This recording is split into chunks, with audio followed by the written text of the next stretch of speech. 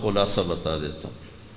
ایک چھوٹی سی سورت سارے قرآن کا خلاصہ ہے، یاد رہے گی تو فائدہ اٹھاؤ گی، نہیں رہے گی تو فقیرانہ آئے صدا کر چلے، میاں خوش رہو ہم دعا کر چلے۔ چلو تمہارا اتنا تو احسان ہے کہ بیٹھ کے سن رہے ہو۔ قرآن میرے اللہ کا علم ہے، میرے نبی کی زبان سے نکلا ہے، اور یہ دونوں بے خطا ہستیاں ہیں۔ تو اللہ رسول کی بات کا خلاصہ سنا رہا ہوں، اللہ اس کا رسول ایک بات کو سمری کر کے آپ کو دے رہے۔ سارا قرآن 114 سورتیں، 6200 کچھ آیات، ان سب کا خلاصہ ایک چھوٹی سی سورت جس میں کامیابی ناکامی کی مہر لگا دی۔ قرآن نے قسمیں اٹھائی ہیں، یہ قرآن کی آخری قسم ہے۔ قسم اٹھانے سے بات طاقتور ہو جاتی، اللہ کو قسم کی ضرورت نہیں ہمیں سمجھانے کے لیے۔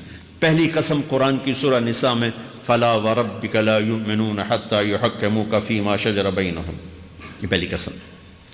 دوسری آخری قسم ہے قرآن کی وَالْعَصْرِ، یہ آپ کو بتانا چاہتا ہوں، مجھے زمانے کی قسم۔ بچوں یہ بنیاد بنا لو، پھر آنکھیں بند کر کے چلو۔ تمہیں نوکری ملے تو بھی موج ہے، نہ ملے تو بھی موج ہے، تمہارے پاس دنیا کا علم آئے کم آئے زیادہ، یہ چار باتیں ہیں تو تمہیں خوشخبری ہے۔ میرا اللہ نے کہا والعصر، مجھے قسم ہے زمانے کی، ان الانسان لفی خسر، ساری دنیا کے انسان یقیناً ناکامی کے سمندر میں ڈوب گئے۔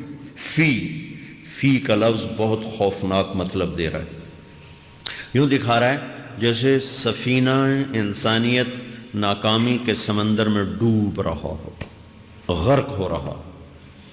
تو پوچھنے والا پوچھتا ہے یا اللہ کوئی بچا، کوئی بچنے کی امید؟ کہاں؟ چار کام کرنے والے ناکامی سے بچ سکتے ہیں۔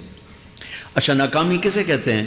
اللہ کی نظر میں اللہ کا راضی ہونا کامیابی ہے، اور اللہ کا ناراض ہونا ناکامی ہے۔ جنت کا مل جانا کامیابی ہے، اور جہنم میں گر جانا ناکامی ہے، یہ قرآن کا مفہوم ہے۔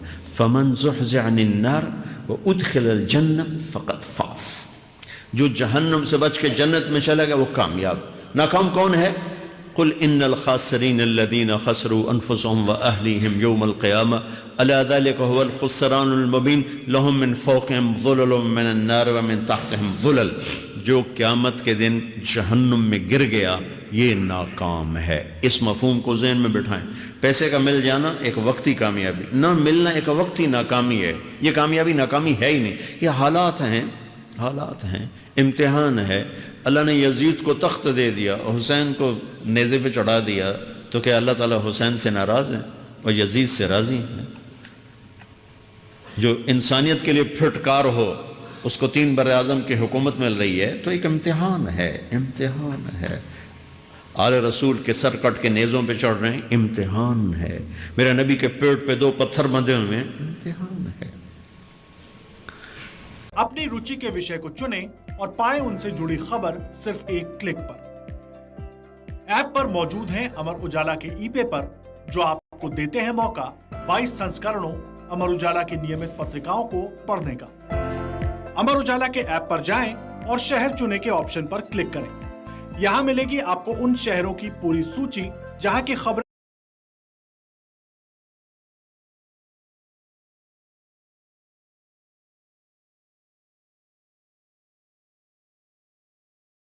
آپ نے کہا کیوں رو رہے ہو؟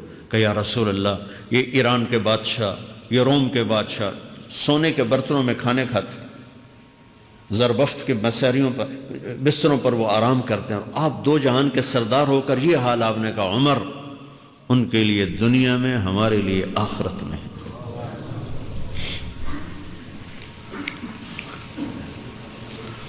تو میرے اللہ نے کہا والعصر، زمانے کی قسم ساری دنیا کے انسان ناکام ہیں، ناکامی کیا ہے؟ جہنم۔ کون بچا اس ناکامی سے؟ کوئی بچ سکتا ہے؟ اللہ نے کہا 4 کام کرنے والے بچ جائیں گے، 4 کام کرنے والے۔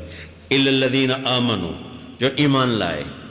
ایمان ناکامی سے نکالنے کی پہلی شرط ہے۔ وعملوا الصالحات، جنہوں نے اچھے اعمال کیے، اچھا عمل ناکامی سے نکلنے کی دوسری شرط ہے۔ وتواصوا بالحق، جنہوں نے حق کی دعوت دی، یہ تبلیغ کا کام، جس کو آپ تبلیغی جماعت سمجھتے ہیں، یہ تبلیغی جماعت نہیں ہے، یہ میرے رب کی لگائی ہوئی ذمہ داری ہے ختم نبوت کی وجہ سے کہ میرے نبی کے بعد اب کوئی نہیں آئے گا، تم اے امت محمد اس دعوت کے کام کو اور حق کی دعوت کو تم آگے پہنچاؤ گے۔ وَتَوَاصَوْا بِالْحَقِّ، یہ لازمی پیپر ہیں، کمپلسری پیپر، اس میں نقل بھی نہیں لگ سکتی ہے، یہ لازمی پیپر ہے۔ وَتَوَاصَوْا بِالْحَقِّ، کہ اب کوئی نبی نہیں آنے والا، لہٰذا ایک دوسرے کو تیار کرو، دنیا تک جاؤ، یہ تمہارے ذمہ ہے۔ یہ ناکامی سے نکلنے کی تیسری شرط ہے۔ چوتھا پیپر وَتَوَاصَوْا بِالصَّبْرِ، جنہوں نے صبر کی دعوت دی، صبر کیا۔